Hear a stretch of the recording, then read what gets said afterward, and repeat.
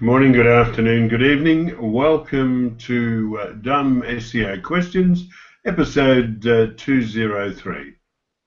Each week we meet here to talk about, to answer the questions asked on the SEO Questions community on Google+, on the Dumb SEO Questions page on Facebook, and also you can ask a question on Twitter using or find us at Dumb SEO QS. With us tonight we have David Rozam, oldest man in SEO. David has been a copywriter for 300 years. 30 years. He's frozen, is he? David's been a copywriter for 30 odd years, and 10 of those, or a little bit more, he's been an SEO copywriter. You can find David at writingforseo.org. Currently he's frozen in time. Masataki Wasa is webmaster of wasaweb.net. He's also a Google top contributor on the AdSense community, and you can find Masataki at wasaweb.net. Tim Capper can be found at onlineownership.com. He's a Google top contributor for the Google My Business community. He's CEO of onlineownership.com, a SEO and conversion rate optimization specialist in Corby, about 100 miles north of London. William Rock is an SEO from Kansas in the USA. William has a website, williamrock.com, and he's also a good Google top contributor in English search. Yeah, web search. Okay, let's look at our first question tonight. It's titled Ranking for Similar Domain Names. It's from Christopher Deno. He said, I'm putting together a site and I have a question regarding domain names. I have a long domain name from an old site, that is www.firstclasstransportation.com. Now, the issue is that I want to rank for limos. I recently bought limosmn.com, and I'm setting up the site on that. A local competitor has limomn.com, i.e. without the S. Will this impact my site negatively in the search results, or should it be okay as far as SEO goes?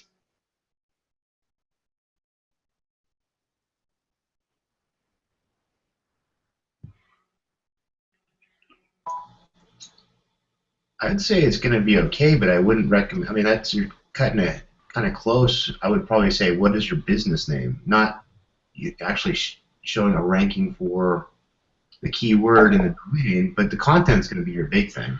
If you want to rank for limos, just like any other company, you need to have the quality, authoritative content that supports it for your visitors. You know, visitor experience. Make sure that they're getting what they need to rank your limos.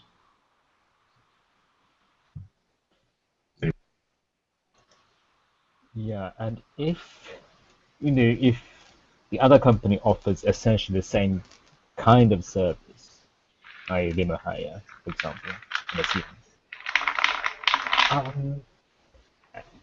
could that domain be disputed?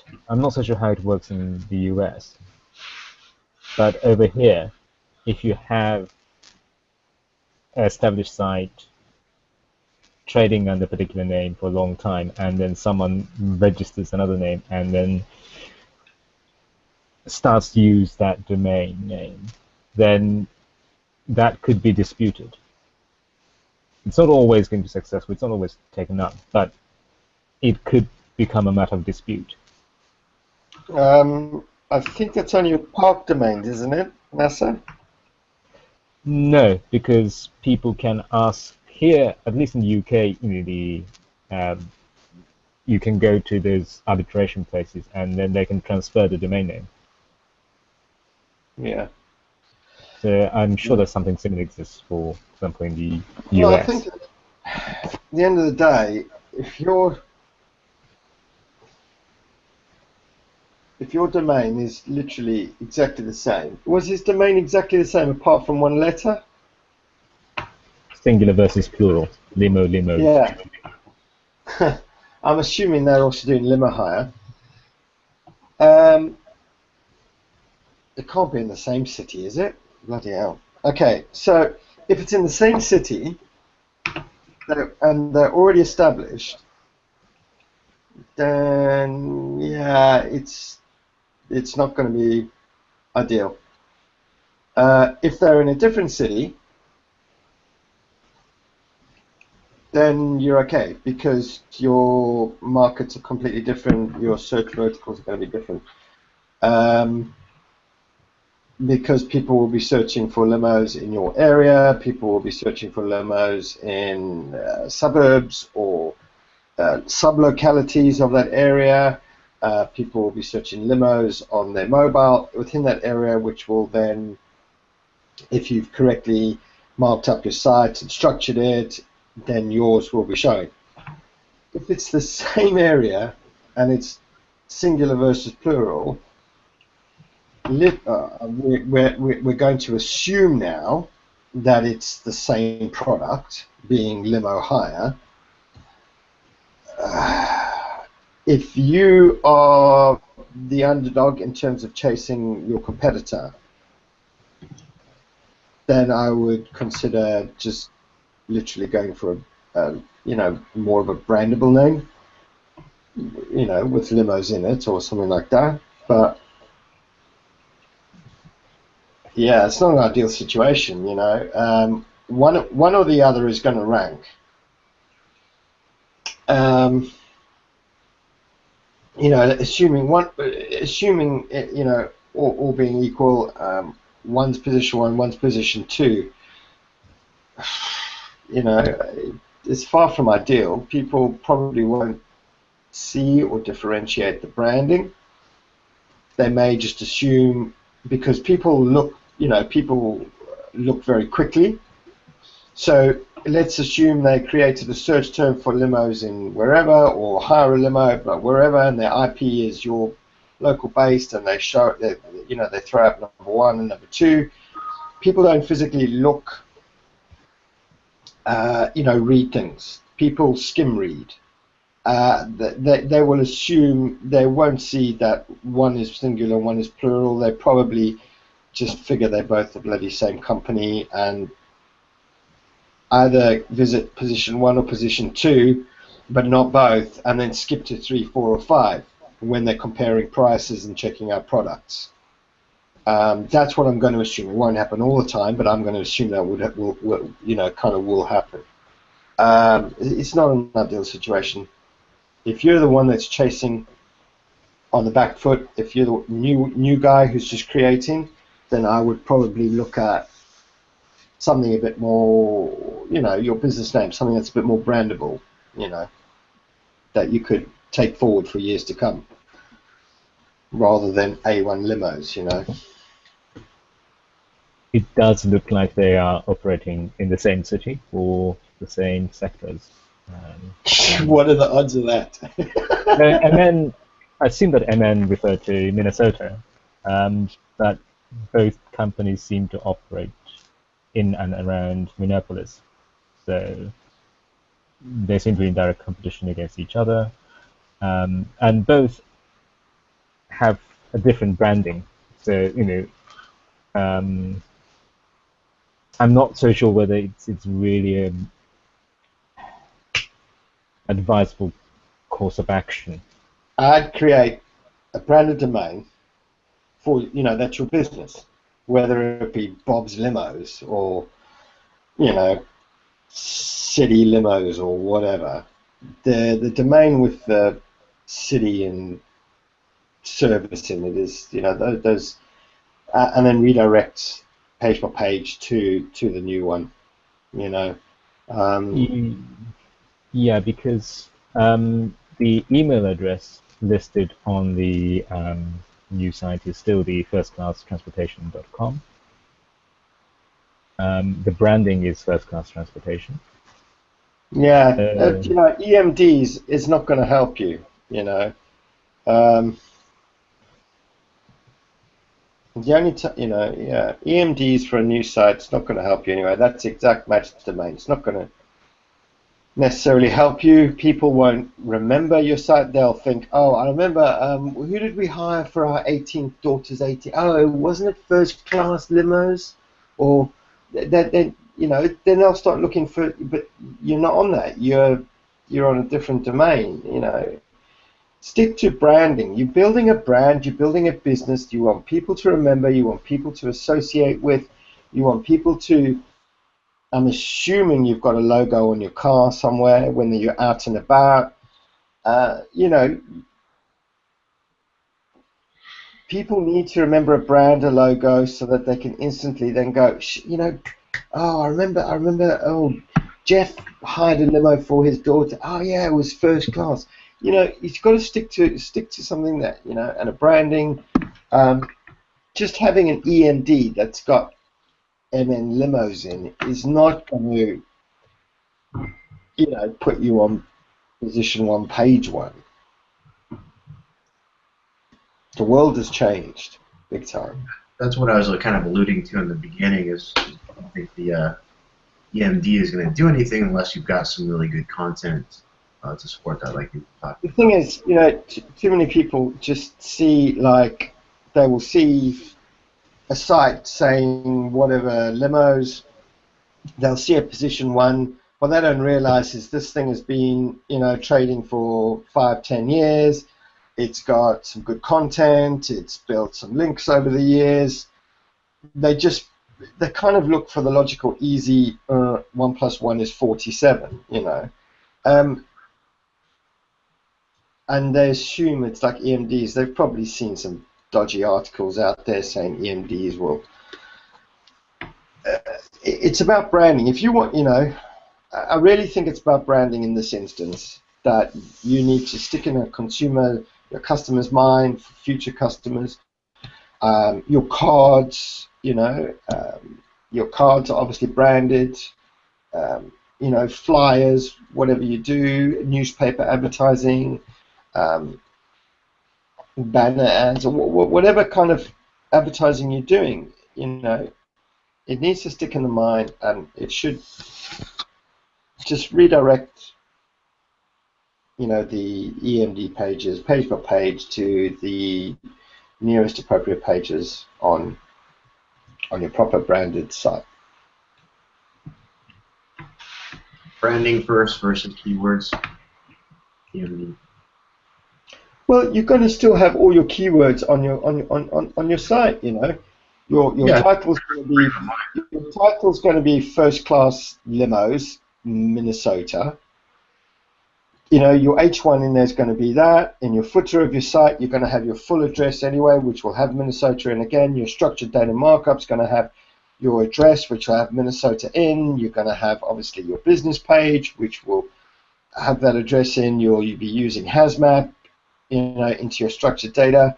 You will have, if you service particular areas, you know, really high profitable areas, you're going to have maybe 3 or 4 service areas where, whether it be hiring a limo to go to the opera in a particular area, whether it be hiring a limo for school proms, you can list out the schools, in the areas, times to, from, you know, good informational entire prom stuff. That will have location data in it. You can, you know, whether it be airport runs, executive airport runs to and from the airport, that's got location data in when you create that page.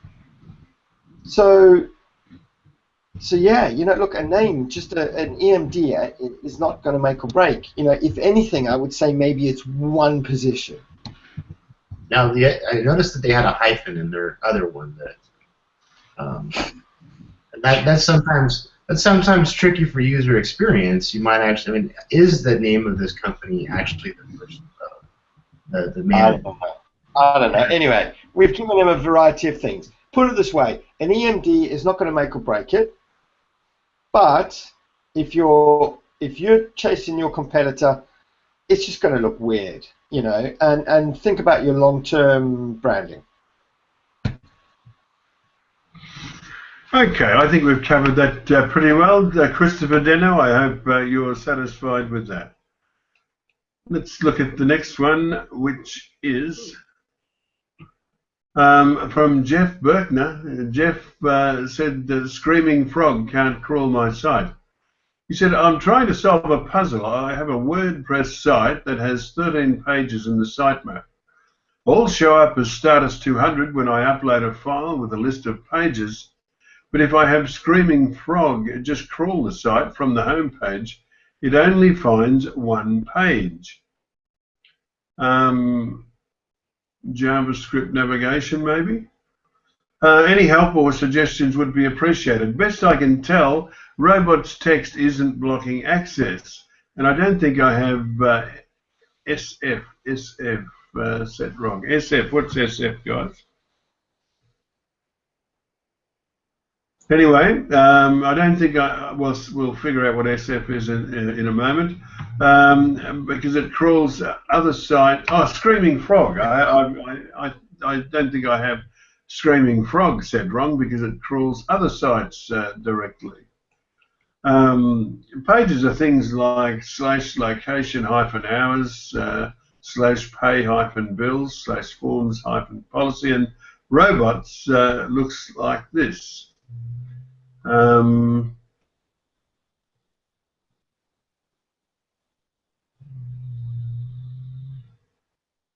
Okay, well, there's nothing wrong with the. I don't know why you need the asterisk after allow, but Go ahead. that looks fine. All right, we'll let the robots text. I suppose there's that. I should have made that roll through quicker. Yeah, that's better. Good heavens, it's the longest. I've run out of space. Okay, that must be it. That's the robots text. How about it, guys? Oh, there's a question mark. What's the disallow /* question mark? That would be sometimes with Screaming Frog or other tools out there, I've actually come across where it did not crawl my site, and that was certain things. I might have had a security plugin in where it didn't allow that crawler to spider the site completely from either Screaming Frog or even SEMrush. So that might be it. I've just never used the disavow /* question mark, so I don't know what that actually does. No, I don't. That looks a bit weird to me. It's in as global. Everything else seems to be fine. I don't know what dig mirror is. Can't you set Screaming Frog to ignore robots text?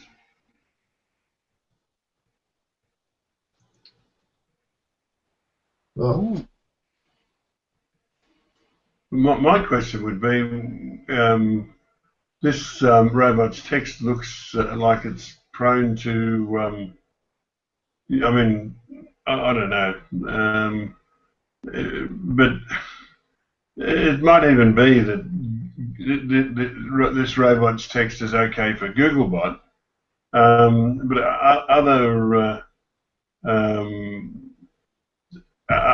other crawlers which stick to the policy might not be able to crawl. I always think that the best robots text is disallow nothing and allow everything. agreed. Yeah, I normally do that way unless I've got. You've got certain areas that you don't want them to get into, like the WP admin. So normally certain things like that are disallowed. But then it looks like there's a lot of different open, like allow all / user agent for Googlebot images. Like it's kind of like, I don't know if that would step on the original allow all hard to tell. And then he's also got at the end of user agent meta partners / Google star. And down underneath global, you've got user agent star.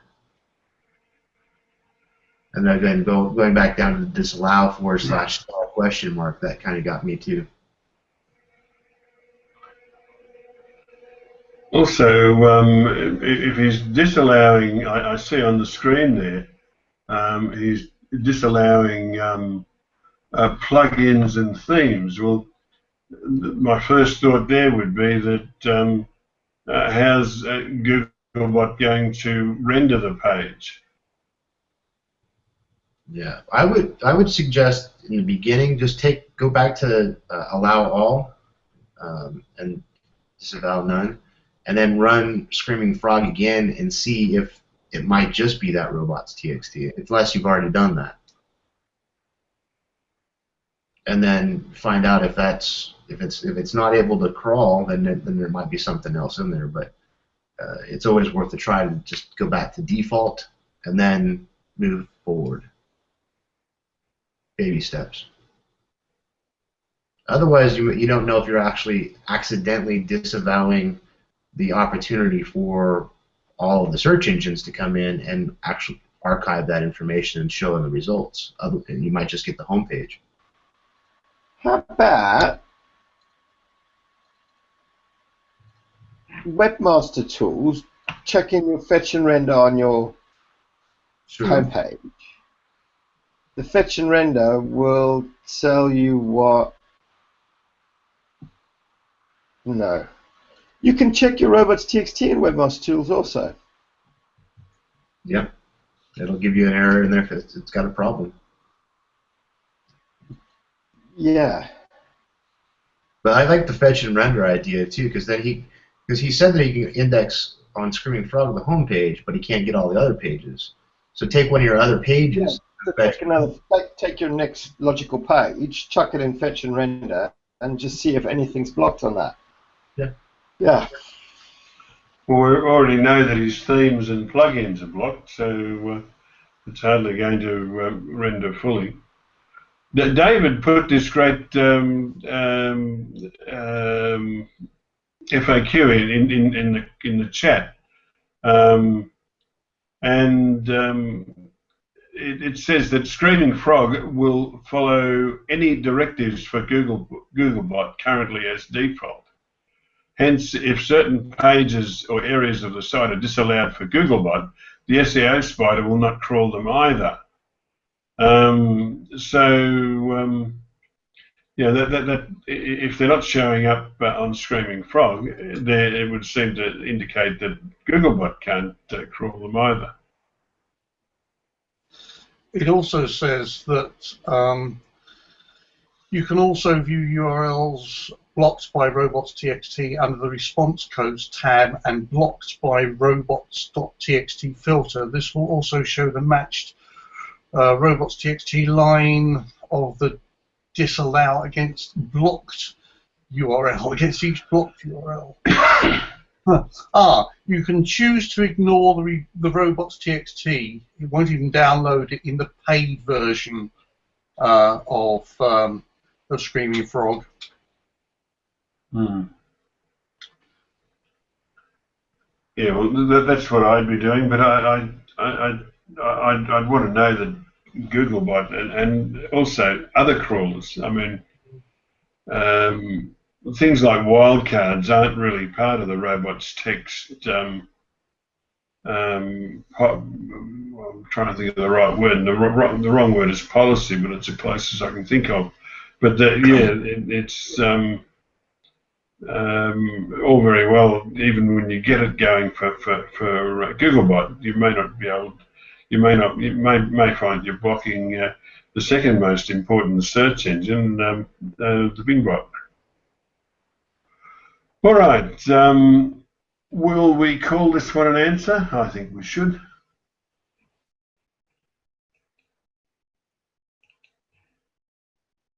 Our next is from Greg Christan. What's the better format for pictures? PNG or JPEG? Let's say you take screenshots of things on your computer for your blog posts, so you're not taking any high-resolution pictures. I also resize all images before uploading them to my blog. Thanks. For screenshots, PNG. Mm-hmm. No, I mean lossless compression. So JPEG will start to look a bit, the lines would start to look a bit fuzzy and things like that. For screenshots, I think I would definitely use PNG.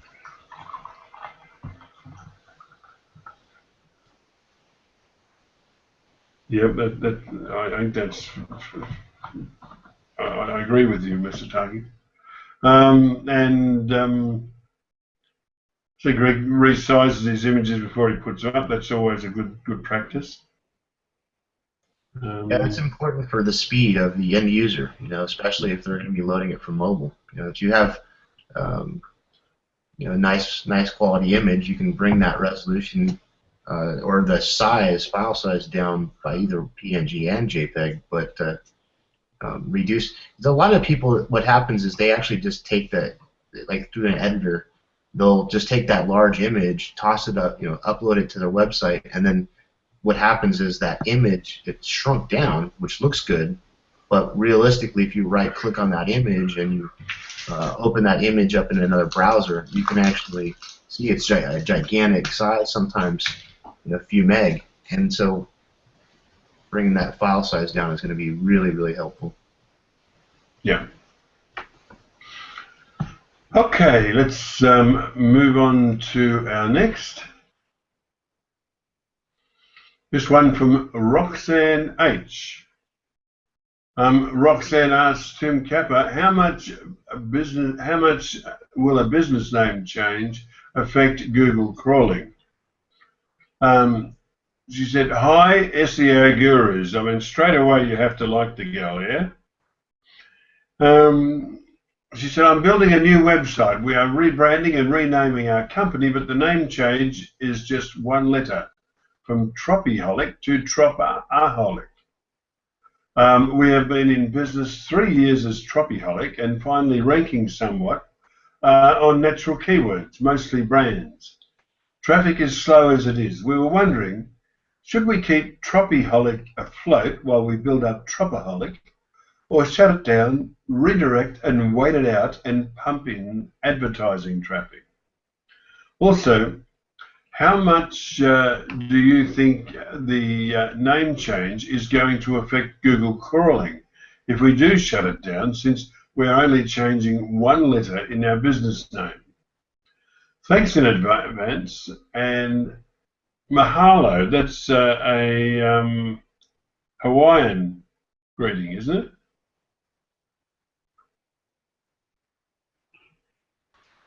Yeah, so this is the way it works, is you build your you build your site, your new site, on the new domain, obviously in a non-indexable development environment. You build your site. When it's ready to go, that goes live, right? And then in your old site, you 301 redirect, because I'm assuming you're going to have similar types of category pages or service pages or whatever the case may be.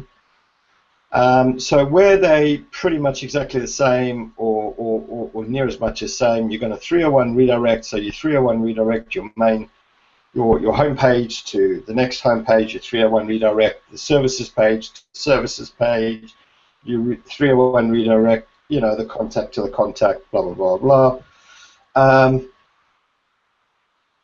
You obviously submit a new sitemap, and as Googlebot crawls the one site, and as they're crawling the other site, they understand the 301 redirect. So one will start being indexed and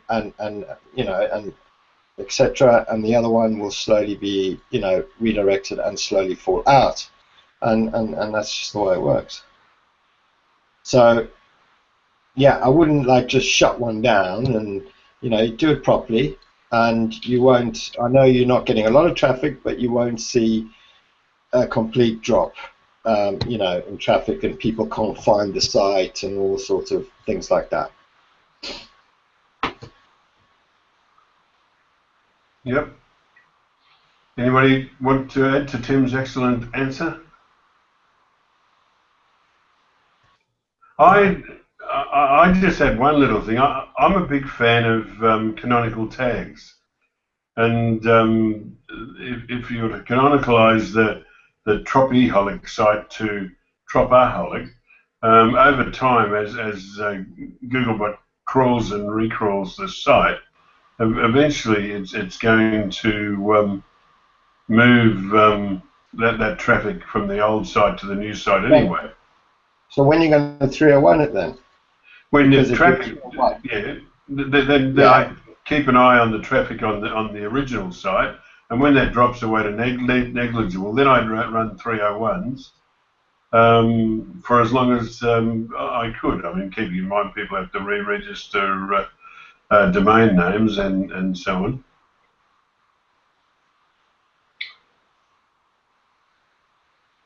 .301s don't, even if you 301 it, depending on the size of the site, it's still going to take, months for some of the internal pages to be found and moved anyway. Yeah, I just think canonical tags are a kinder, gentler thing. Anyway. All right. Let's tweak that and move on to the next. This one from Chase Rayner. Will building citations on directories help a website to rank? Chase said, I need your opinion on this, guys. Will building citations on directories like Yellow Pages, Yelp, etc. help a website rank higher for non-local based keywords like buy blue t-shirts? No.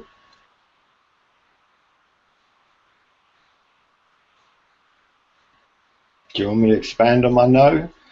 Well, look, it's good enough for me, but Chase might want more. Okay, so in the world of citations, right? I know, like in the US, you can find lists which offer 500-600 sort of directories out there. It's literally useless.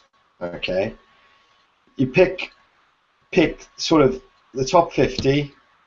There are, in the US, probably about top 50 of decent ones, which will actually send you a little bit of traffic also. I'm not saying a lot, but they will send you a little bit of traffic also. All the other ones, just forget about it completely. Waste of time and energy. Things that are going to something that helps you. So that's for citations. Now, so he's asking for non-local based keywords like buy blue t-shirts. Well, that certainly won't happen, because a citation in any of the directories will be your name, your address, your telephone number, and you will have a slight description. Your description is going to be about, hey, we're the blue t-shirt company. We make blue t-shirts in all sizes, blah blah blah blah blah. It's not about buying blue t-shirt. You're just not gonna. It's just not gonna happen. Buying blue t-shirts needs to be on your site, on your blue t-shirt page, right? On your blue t-shirt landing page. You need to then look for links whether they be local and not directory, to your blue t-shirt landing page.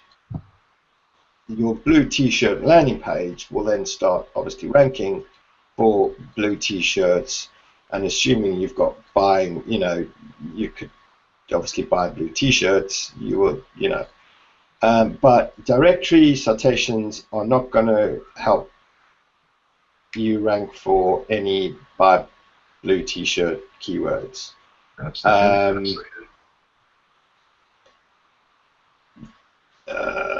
Yeah, no, it's just, no, it's not going to happen. And what happens if you have purple shirt? Sorry? When you have a purple shirt, oh, I'm going to have to echo that.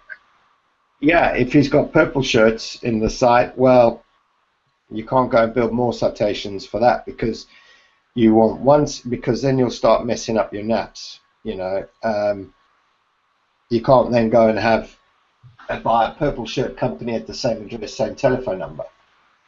It starts to look like, and that's the difficult part, and that's what you want to try to stay away from. Getting your business in there is not bad, but at the same time, I wouldn't really focus on the keyword, buy purple shirts or buy green t-shirts or buy blue polo shirts. Oh, yeah. I mean, I'm assuming you sell different colors. Your description in any of these directory sites will be, hi, we're the t-shirt company, range of styles, colors to suit you and your mood.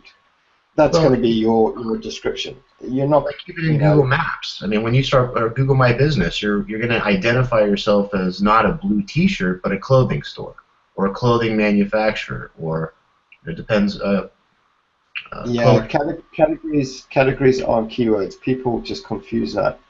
Yeah, keywords, and I think what they've started to think about is if they were buying ads. Okay, I'm going to buy an ad for buy blue T-shirts, and then they're paying for that. But then a directory or a category in Google My Business or even in Bing, you still have to choose your category, but they're not going to give you buy blue T-shirts. They're going to give you clothing manufacturer.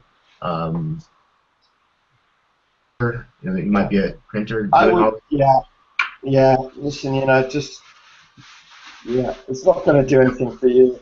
Stick, even if you build for, obviously a local-based business, don't even bother buying all these 500, 600, directories. Top 50, and and some of the aggregators, and that's about it. Because the lower-based ones, sometimes that page you built on the freebusinessdirectory.com won't even be found for a year, 2 years, because they are just so crap that Google doesn't even bother crawling it. So that is not a tactic to go down. If it's a local business, build the top 50. That's it. Be done with it. It helps just with your localization efforts, but it's not going to help in anything with keywords and ranking and stuff like that. If anything, actually, on the flip side of it, let's just say that you were able to put a tag in there, buy blue t-shirts. The irony of it would be it won't be your site that's going to be ranking anyway. It would be the Yellow Pages site that would be ranking for buy blue t-shirts, not yours. So yeah.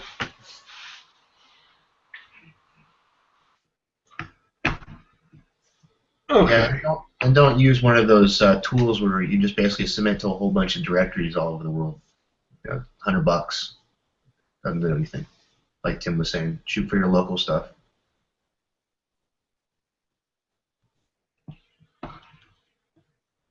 Okay, Chase, that's your lot for tonight. All right, let's move on to the next once I click the right button. This one from Greg Christan, another one from Greg. on the change of address tool in Google Search Console.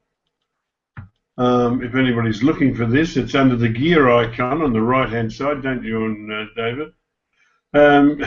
You sent me to sleep.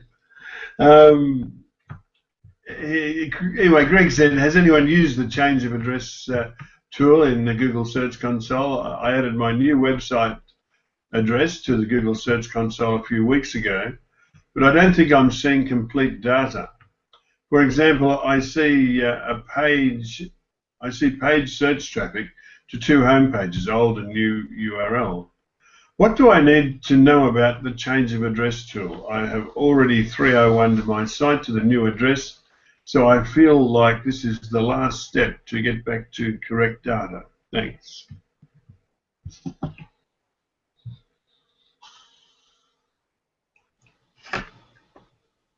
Jump in there real quick. I personally have not used the change of address, and we were talking in the green room a little bit about what I normally do when I do I move a site to a different site, and like you said, you got the 301s properly set up. Without looking at your domain, I can't tell if they were all the way together, but I normally set up a brand new, fresh profile, or not profile, but URL listing inside the Search Console, and that because most of the data it's only 90 days, so you're not going to be losing a lot, but it verifies that you've got you're re-verifying the site with the code, but you've got a fresh start, and that's what you're trying to do with this 301 redirecting to the new domain, from what I understand. But again, I've never used the transfer or change address tool. So I don't have a lot of experience with that, but again, I just created another site in there and re-verified. All I can say is me too. That's what I do. Yeah, and then with analytics, if you're changing all that over, depends. I mean, you just set up another profile in your analytics so that you have clean, fresh data with the new, new domain that you want to track, and then you still have your other Google Analytics account to go back on for historical data.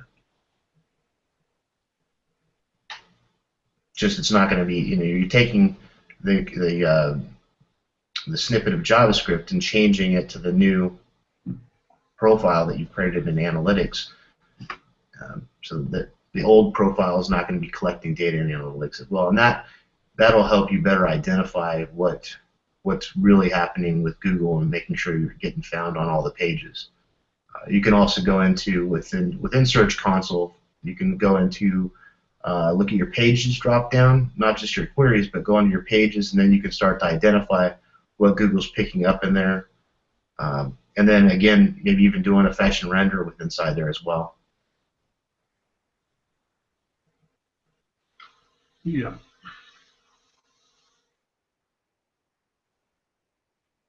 No, I think the other thing we should add for Greg is that it takes a little while for Googlebot to figure out that you're at a new address, and a few weeks is probably a very short time in Googlebot's life. So if you're confident that your 301s to the new address are in, I'd just wait for a little bit before I started to be concerned.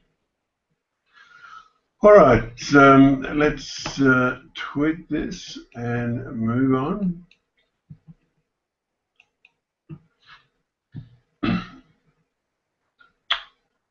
This one is from Fizi Afid. Fizi said, hi guys, I'm a newbie at SEO. Can you give me advice on how to increase my blog traffic? I'm very grateful if someone could give me advice. Thank you for your attention.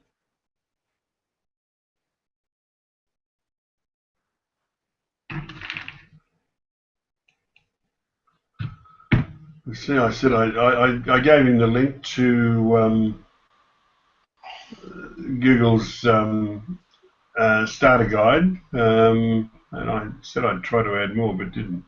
Yeah, so there's Google Starter Guide. You can search, just search Moz SEO Guide, They've got quite a good one. So that's for SEO. Essentially a blog, right? Ideally, your blog is about a particular kind of genre. It's better if it's more focused rather than like a lifestyle blog, which does banking, clothes, cooking, car, you know what I mean? Those things which are just like massive and they're master of none. It normally works better because if it's more focused around a particular genre, and obviously a diverse, it doesn't have to be, but because ultimately that is all going to lead into building up your authority and how Google understands what you're trying to do. And then eventually Google, you reach like sort of a point where Google goes, you know what, I know who's got an article on that. Oh, I know who's got 10 articles to do with that. I know who's got, essentially, look, a blog is publishing stuff that people want to read, right? So it has to be, your articles have to be good, It all depends on your style. So some people will say, oh, all these like lengthy articles. No, it doesn't always have to be like that. Depending on your style, it could be a YouTube clip, and you could add to that YouTube clip. It all depends on the kind of style. But basically, you have to pretty much get it out there. You have to be social, find other people that like those kind of articles, clips, things like that.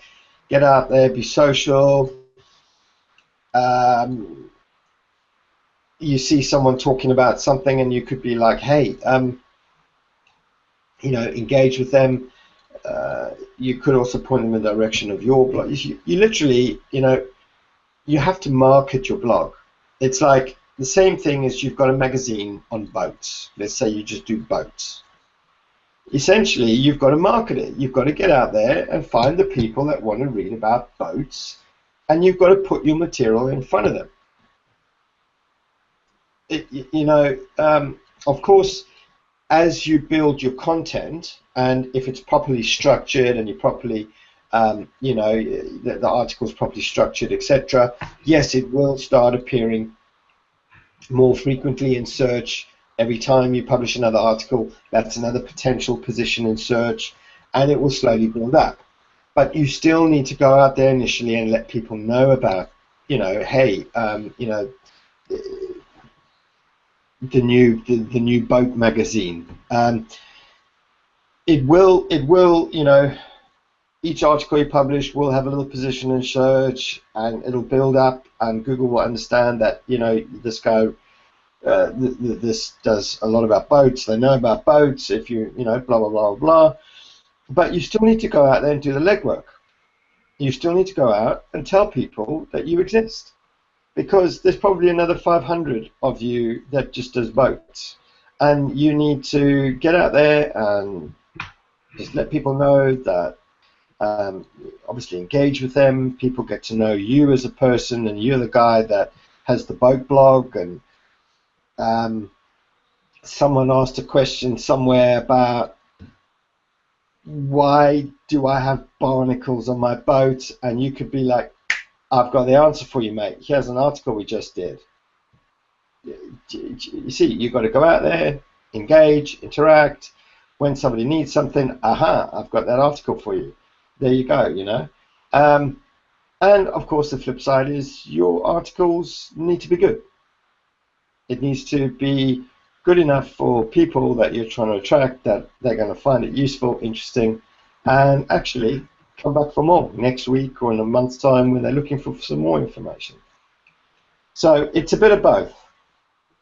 Publish, some regular stuff. If you're into like the news genre, you're looking at publishing every day because news happens every day. You've got to be up there. If it's about, you know, boats, once or twice a month on the new boat launch and how to clean your boat and how to get rid of barnacles and this new engine for the boat that just got launched and etc. etc. You know, but essentially you've got to get out there and market it. The internet isn't magic. It's exactly the same as the real world. Get out there and market it. And be unique. Be unique. Do it your. I mean, don't grab what everybody else is doing. Give it a different spin. You know, why do they want to share that content? You know. Yeah.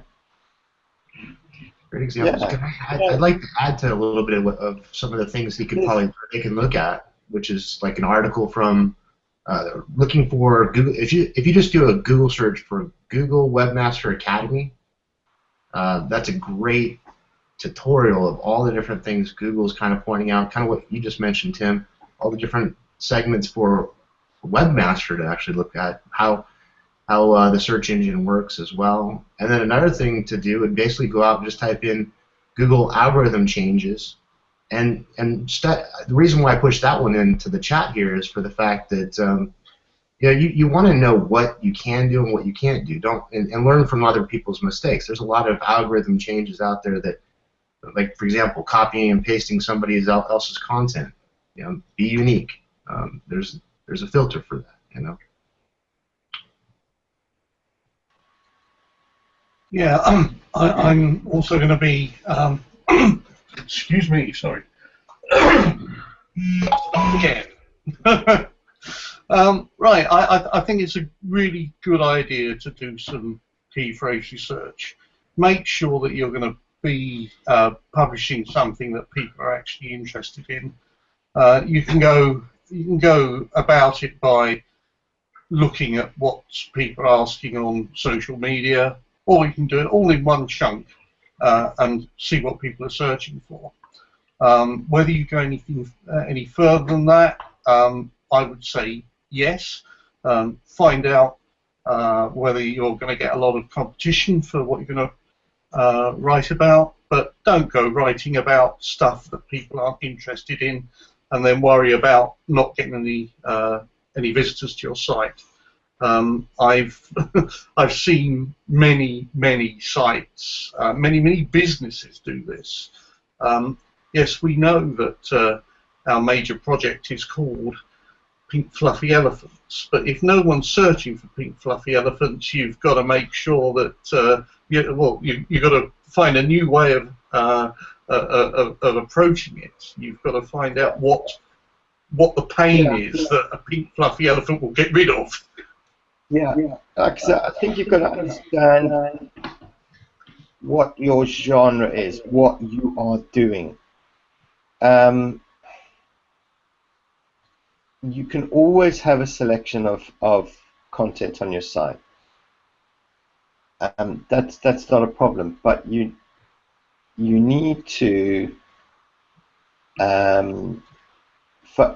keep fairly focused on that particular area.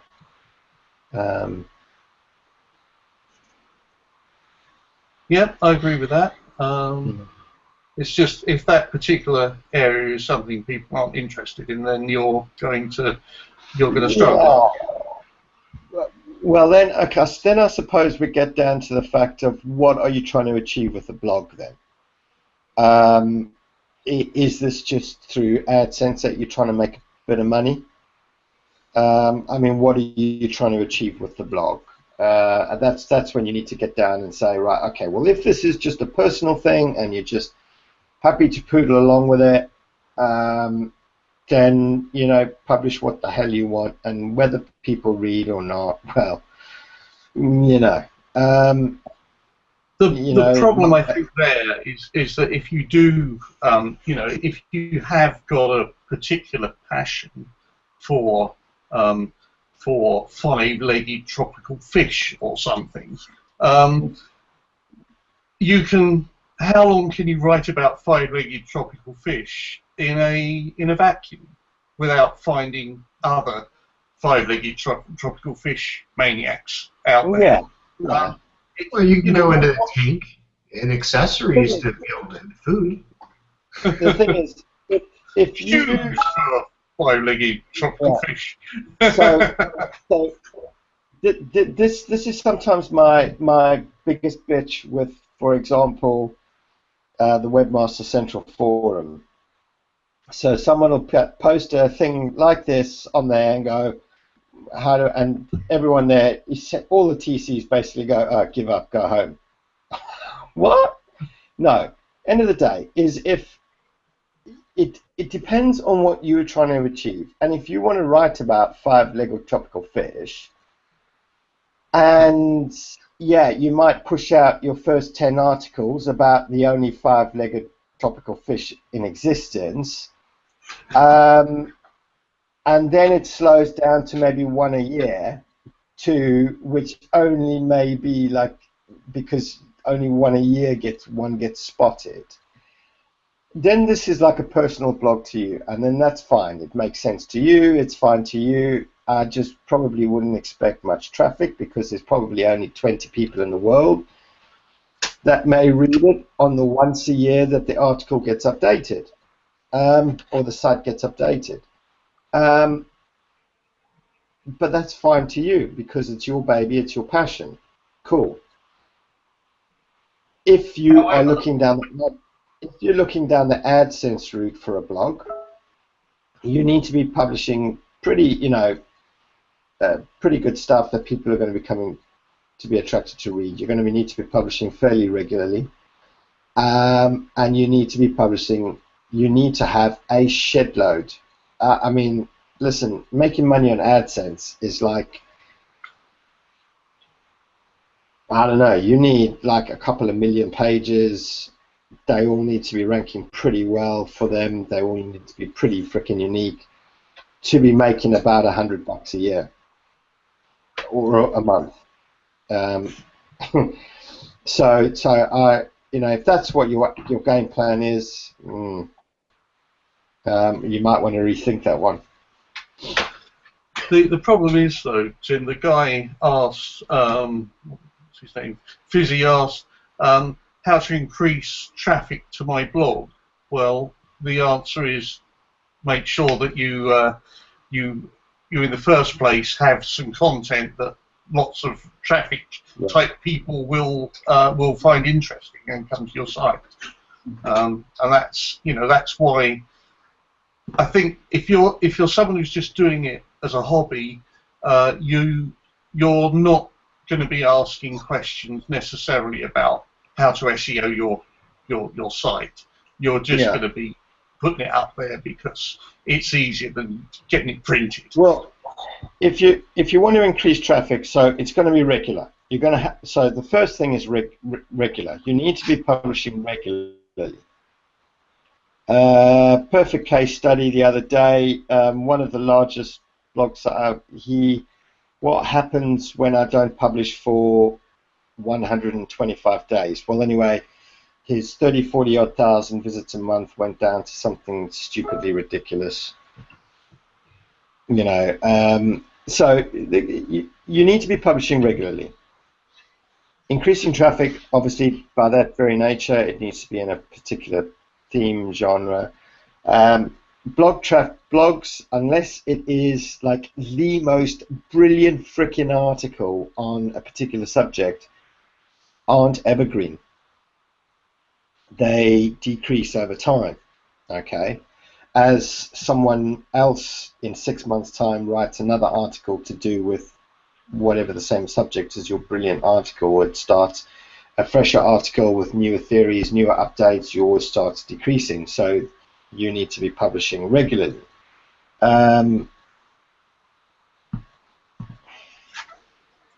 Yeah, so I think we've given you a lot to think about.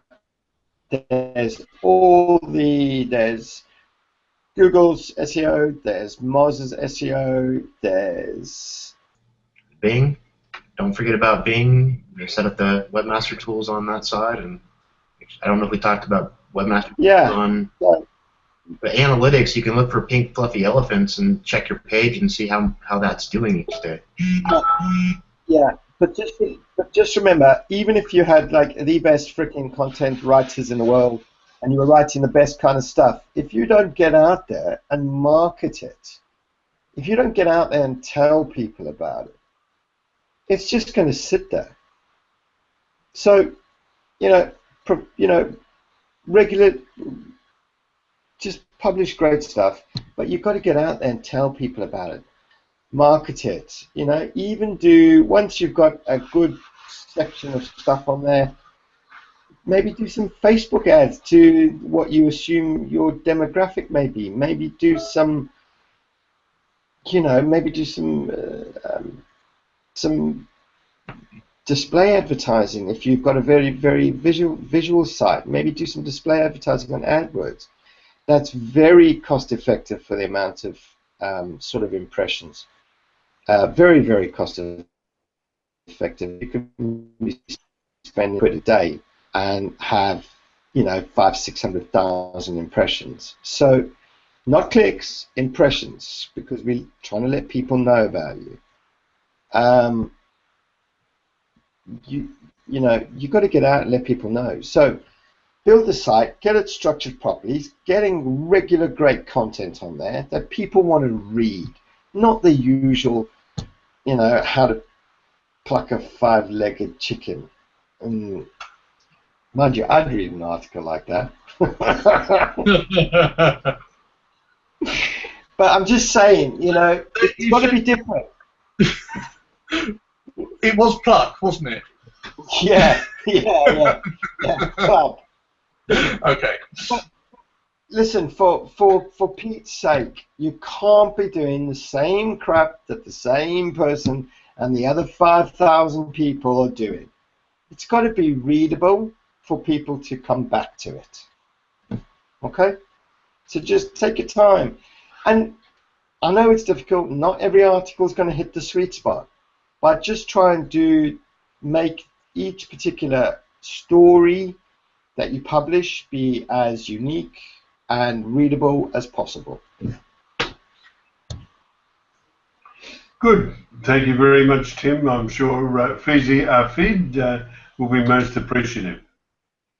Okay, let's go on to the next. By the way, William, those links that you put in the chat, you can use your panelist report to add those links directly to the page on dumbseoquestions.com if you've got the time.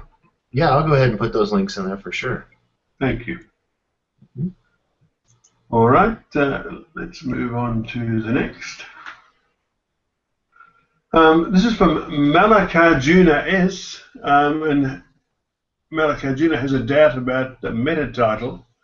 Malakarjuna said, "Hi community, I have one doubt about the meta title.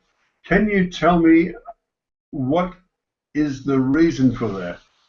When I search in Google with the exact website name as a search term, title is not showing in the search engine results page, which we updated. It's showing only the website name. I'm searching for this keyword, and it's MOB texting.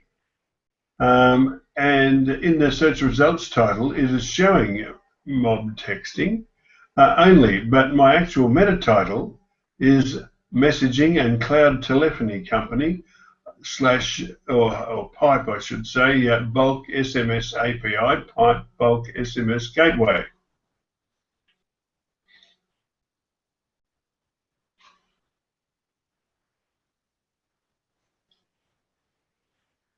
Tim's gone for coffee. David had to leave us.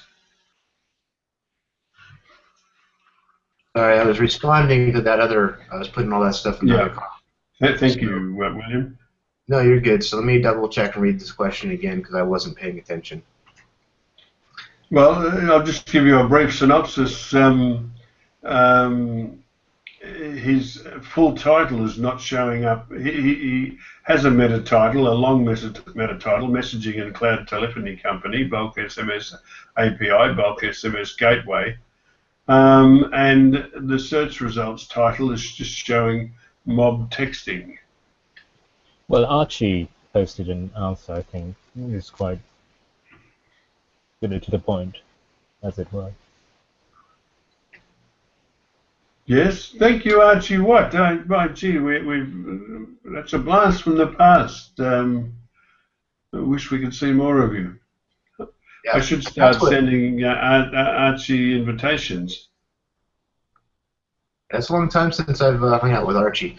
He's got a great point here, and that's what I was going to actually mention. Sometimes Google does change the title and the description based off what what it feels that page is around, and sometimes when you write it, the way that I like to say with the title tag and description is, if I was to have to pay for that query in Google AdWords or in Bing Ads, what is going to be the call to action message that I'm trying to get across within seconds? Because everybody just scans, even with a paid ad on the right-hand side or top, organic the same way. What you really want to do is theme that page so it's short in the title. So look at the character count that Google AdWords actually gives you for displaying the title or the description. It's not a lot of room, even though there's a lot of documentation out there that you've got a certain amount of characters in the title and a certain amount that Google will display. But rule of thumb is they're not going to read all that information, and it might not be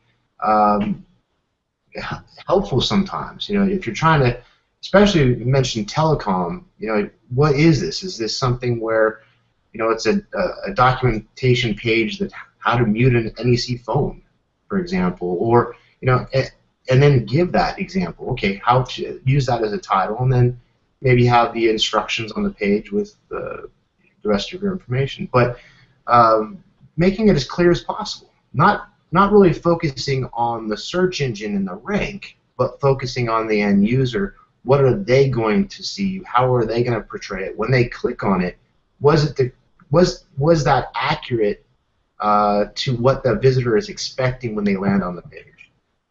Otherwise we end up seeing the bounce back. They go back to the search engine and go back to that scanning process, and you might just be missed just because you didn't give them the right information, what they expected to when they clicked on it. Fantastic. And coupled with Archie Watt's excellent answer on the SEO Questions community through the week, I'm going to call that a wrap. We'll tweet that and go to the next. This is from Andres Felipe Echevarria Haneo. It's titled Missing Data in Search Console. He said, hey guys, do you know why I'm missing data on one day in the Search Console for a URL? Does this mean that my site was de-indexed that day? Or could this be because we have other web pages with similar keywords?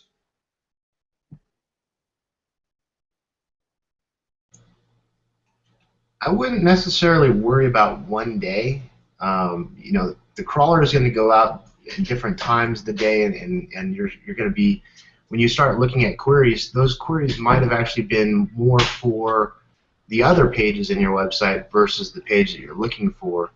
It's nicer to take a screenshot of the last 7 days to get a better accurate read, or even a month, and in keeping track of those little fluctuations. But I don't think, it depends. Again, I don't know the URL of the site to take a look if there was a problem. There sometimes could be a problem with your server. Maybe it didn't load that page that day. So a lot of different things to take a look at. But taking a one-day snapshot, it's an average. It's going to give you the data. But again, you look at the actual report, you're going to see it come down, and then it's going to come back up. I've seen that happen. I don't see it de-ranking on an index most of the time. If it starts to fall and all your queries are going down, then maybe there's a problem overall with your site. Or again, with that loading of that page, it might actually be breaking and giving an error when the crawler comes out. Yeah. Excellent. Okay. let's tweet this one.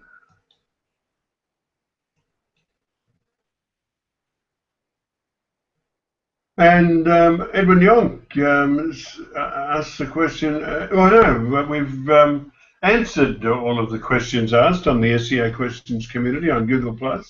Now we move on to our SEO News Roundup, where topics of interest are posted on the SEO News community on Google+. This is one posted by Edwin Yonk, and its title is SEO the right term anymore?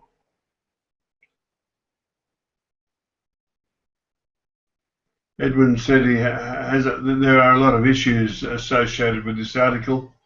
The article says it's all about building high quality, useful, intent-based content for all stages of the buyer journey so as to be there in the consumer's moment of need. And Edwin said, no, there are other goals besides selling stuff. For example, brand awareness projects. The article also said the web developer of the past was only interested in front-end usability and back-end integration, and often knew little to nothing about SEO best practices. Edwin said, I would rather have a great dev that does that, namely make a great site, than a dev that knows about SEO. Let me do my job, please. The article said, I hope you guys don't mind, I hope I'm not sending you to sleep.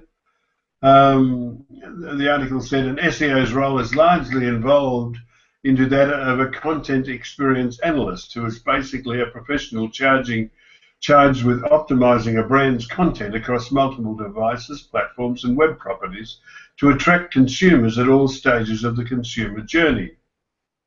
Edwin said, not really. You need to rank and stand out in the search engine results pages. I see Michael Fisher-Kirshner said he totally agrees with the article. He said, I spend way more time with technical areas than I used to. In fact, given Google is better, though in no way perfect, actually takes more work in technical work to make sure things are set up correctly. When Google didn't care about JavaScript, the need to focus on such technical areas outside of HTML made things less complicated.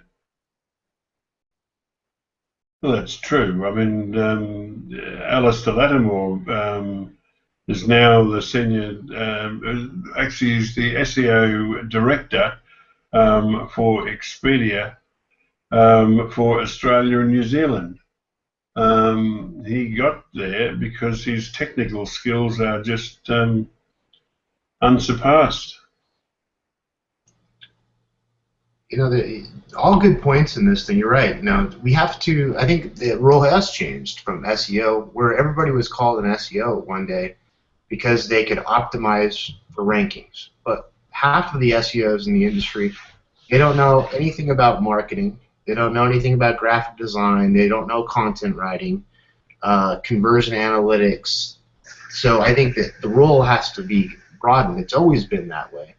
You know, yeah, SEO came in for optimizing title tags and making sure the technical side is there, because that's also another thing. You know, if you haven't built a website in the past, you don't know how to do HTML. Therefore, you don't necessarily have to know all that, but what about schema markup and all these other things that are coming in the market? If you're going to hire a company to do that, you also have to know, as an analyst or a marketer that has SEO skills, what the end product you're going to be getting. Otherwise, you're just trusting that other person to do it. So, you might not have all the skills that you need as an SEO of today, but that's where you need to have enough good understanding of how to use and take advantage of the resources that are out there to have the whole combination of things. So in SEO, when I say somebody's hiring for an SEO, I don't think they really know what they're hiring for. They're just saying, hey, I need to be able to actually get top rankings on my website. Well, there's a lot of SEOs that don't even know how to work with Google Maps. and the importance of being maps. Little things like that where, throughout the time of history of the search engines, you also have to know why things are changing in the environment that we're in. We've got things like Panda, we've got things like Penguin, we've got things like Pigeon. So all these different elements, if the SEO is not up to speed on that, it's kind of, they need to be in today's age, I think. And it's gonna, now we've got AMP. AMP pages is another gear.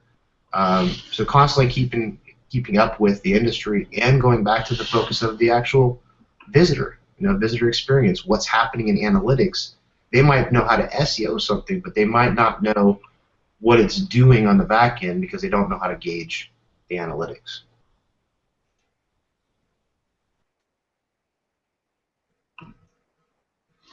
Yep.